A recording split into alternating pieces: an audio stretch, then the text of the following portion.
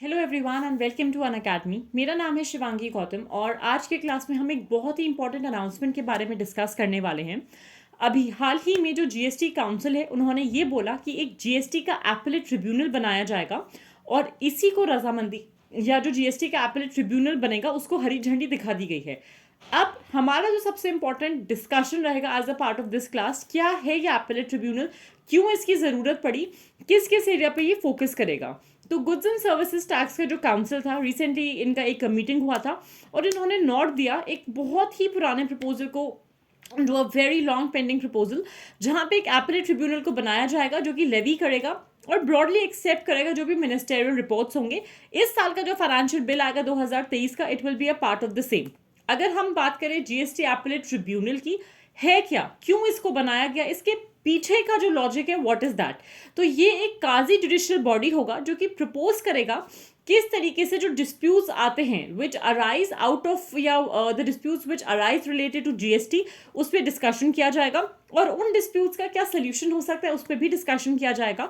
एक independent body की तरह काम करेगा जो कि अपील्स को सुनेगा और इसी के साथ साथ एक नेशनल बेंच होगी, बहुत सारे रीजनल बेंचेस होंगे इसके और अलग अलग चेयरपर्सन होंगे जो कि सेंट्रल गवर्नमेंट अपॉइंट करेगी। So they will be heads of regional benches and they will be the chairperson of the central bench और the national bench as well. Expect किया जाएगा कि जो भी बर्डन पड़ता है जुडिशरी पे, specifically with respect to the financial bills और द फाइनेंस रिलेटेड इशूज, वो कम कर दिया जाएगा और वो सारे केसेस की हेयरिंग इस जीएसटी एपेलेट ट्रिब्यूनल में की जाएगी। अब अगर हम हिंदुस्तान की बात करें, what is the hierarchy of courts, आप कहाँ पे किस तरीके से अपील को रेज कर सकते हो हिंदुस्तान में। सबसे पहले आप एक निर्णायक प्राधिकरण या एक एडजुडिकेटिंग अथॉरिटी के पास जाते हो, then you move to the appellate authority, then to the appellate tribunal, from then to the high court and then to the supreme court. Other than until unless आपका कोई फंडामेंटल राइट वायोलेट नहीं हो रहा है, you cannot directly appeal in the Supreme Court and the High Court. You will have to follow an hierarchy to raise any appeal in anywhere in India. And the specifically related to financial matters, related to any such matter जहाँ पे पैसा involved है, you will have to follow this entire sequence. हमको इस tribunal की ज़रूरत क्यों पड़ी? रिसेंटली जो 48th कमीशन बैठा था जहाँ पे डिस्कशन हुआ फाइनेंस कमीशन का, ये पूरा बैठ के सोचा गया कि भाई अब हम किन डिसीजंस पे आ सकते हैं। सबसे पहला पार्ट था कि हम भार मुक्त करना चाहते हैं न्यायपालिका को। We wanted to shed some burden of the Indian judiciary system, उनको अनबर्डन करना चाहते हैं, एफिशिएंसी इंप्रूव करना चाहते हैं जीएसटी सिस्टम की कि किस तरीके से हम इस पूरे की पूरी जीएसटी प्रणाली में इसकी दक्षता में सुधार ला सकते हैं। एक इंडिपेंडेंट मैकेनिज्म चाहते हैं ताकि किसी भी तरीके से जो जस्टिस है दैट इज नॉट डिलीवर्ड, पहला चीज, या फिर ऐसा नहीं हो रहा कि एक बायस ओपिनियन फॉर्म हो रहा है किसी ना किसी तरीके से। और टैक्स की जो चोरी है, टैक्स इवेजन है, हम उसको कैसे रोक सकते हैं, ये भी एक प्रोमिनेंट सेंटर या ये भी एक प्रोमिनेंट रिक्वायरमेंट थी कि हमको इस वजह से जरूरत पड़ी इस काउंसिल की। प्रेजेंट लिटिगेशन की अगर हम बात करें, प्रेजेंट अगर आप फाइल करते हो कोई भी ऐसा इशू, तो क्या दिक्कतें आती हैं, वर्तमान जो भी मुकदमे चल रहे हैं वहां पे क्या क्या इश्यूज आते हैं। सबसे पहला आता है कंप्लायंस इशू। कंप्लायंस इशू क्यों? जीएसटी को ज्यादा साल नहीं हुए हैं आए हुए, 2017 में आया था। सो बहुत सारी जगहों पे अभी भी अनुपालन संबंधी समस्याएं आती हैं। It is very difficult for the people to understand the rational behind it, to act on it and to comply to it.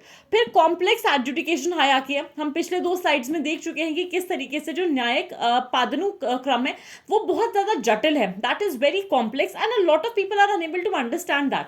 And specifically with respect to a country like India, अगर finance matter related कोई भी cases आते हैं तो लोग वैसे ही बौखला जाते हैं and it becomes very difficult for them to keep a rational thought और अ क्लियर माइंड कि अब हमारा नेक्स्ट स्टेप क्या होना चाहिए, हम कहाँ पे अपील कर सकते हैं। टाइम कंज्यूमिंग प्रोसेस रहता है because you can not directly appeal in the supreme court और द हाई कोर्ट एंड आपको उस पूरी की पूरी हायरार्की को ही फॉलो करना पड़ता है। There is no shortcut, there is no going back from that hierarchy and as a result of that इस पूरे के पूरे प्रोसेस में दिक्कत ये आती है कि sometimes the justice does stand delayed. ठीक है, अब ये जो सवाल आता है कि भाई जब जीएसटी काउंसिल का एक नया एपेलेट बोर्ड बनाया जाएगा या एपेलेट ट्रिब्यूनल बनाया जाएगा, किस रिलेशन में बनाया जाता है। The story for that starts with the finance bill. तो होता क्या है फाइनेंस बिल?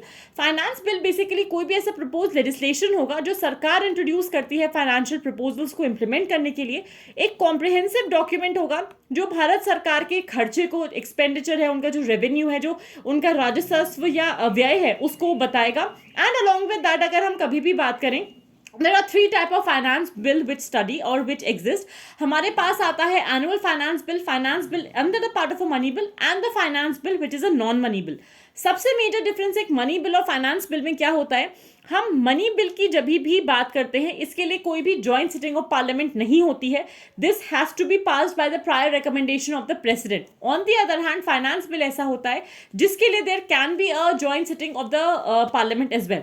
बाकी के जो हमारे फाइनेंशियल बिल्स होते हैं वो कोई भी ऐसे टैक्स रिलेटेड या रेवेन्यू रिलेटेड आइटम्स हो सकते हैं जो आर्टिकल 110 में मेंशन नहीं किए गए. So all the monetary benefits अगर हम देखेंगे कहीं से भी तो आर्टिकल 110 में डिटेल में मेंशन किया जाता है कि मनी बिल के अंदर के जो कंटेंट्स है वो क्या क्या होंगे. आज की क्लास में मेरी तरफ से बस इतना ही. Stay tune for more for such videos.